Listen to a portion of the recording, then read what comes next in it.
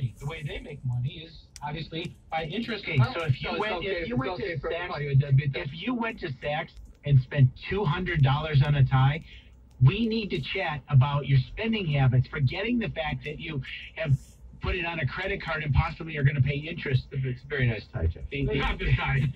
I'm just saying, too, there are ways. Part of we should have some applause for this tie. Part of some of all of this is about budget management too. Not wasting your money. No. But I'm just making an example of credit card companies, and that's what you're getting to is the fact that they're not your friend, and they extend credit, and people think I can afford things because they've extended me credit, so obviously I'm a good risk. But they make money by the fact that people do not pay off their credit cards on a monthly basis and incur interest. Well, that whole concept is exactly why the housing market crashed in 2007. If anybody's out there listening and wants to join in the conversation, 313-298-1027. I want to hear from some revolvers, and I want to hear from some deadbeats, and I want to know what you think about the fact that the credit card industry calls a person, wrong number, 313-778-7600. Sorry about that. Looking at the wrong outline. What you think about the fact that the credit card industry calls someone who pays off their credit cards every month on time a deadbeat? How does that make you feel? And if you're a revolver, do you realize how much money you're wasting on interest? And so forth. But you raised a good point when you said going to Saks, spending the $200 tie, $200 on a tie. That's another thing about credit cards. If you're a revolver and you're just using the plastic, you're not paying cash when you buy for something. If you already owe $30,000 on your credit cards, this is the mentality of a revolver that the credit card industry loves. And this is how I thought about it back in those days too. You know what? If I go spend $200 on a pair of jeans or $150 on a tie, that's a lot of money. But you know what? It's not going to make any difference. My minimum payment's not going to really change. I'm paying more than my minimum payments every month on the credit cards anyway. So what difference does it make? It's not going to make any difference to me tomorrow or the next day. That's how the revolver thinks, and it makes it very easy to buy that tie for $200 or the fancy pair of jeans.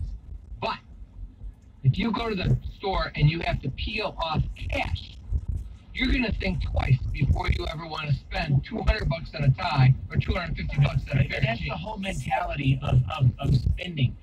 When you have it's the same reason Las Vegas uses chips rather than cash when you're gambling. Oh yeah. Because a chip isn't money. It is money, but it's just a chip.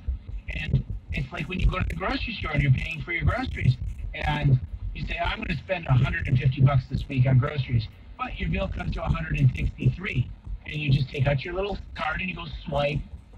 I don't care if it's your ATM card and it's coming out of you don't consider it money. It's just a swipe. When you have to take out those $100 bills and start counting them out, and your budget was going to be $150, and you've got two 50s and a $100 bill in your pocket, I guarantee you, 9 times out of 10, you're putting $12 worth of groceries back if you were at 162. Sure. So that's part of your management. Have you ever seen someone put groceries back on the line in order to get down to their budget when you're in the grocery store? I do it. I go through it. I don't, but I make sure that I have cash. I always pay cash for my groceries. I tally how much I'm spending typically as I'm putting things into the cart to stay where I'm at. So if I'm under budget, maybe I'll buy a bottle of wine. If I'm over budget, I'll say I can wait till next week to replace the wine.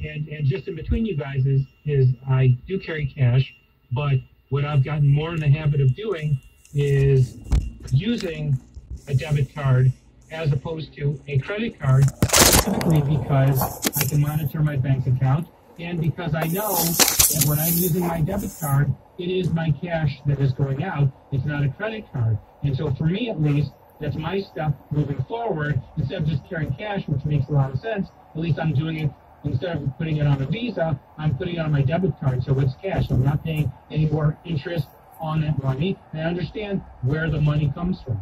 It's still real money, though, and if you recognize that, then that's what you have to do. It's coming out of your bank account. If you only had a budget of $150, it's still the swipe. And the swipe is a lot easier, just like a chip. I lost a few chips. Well, it's even different than that, because you're millennials versus your generation, my generation, I maintain a checkbook. My wife has the checkbook, but she has the checkbook with what the balance is in the account. I got to tell you this. What's funny is that a lot of my friends do electronic banking and all their bills.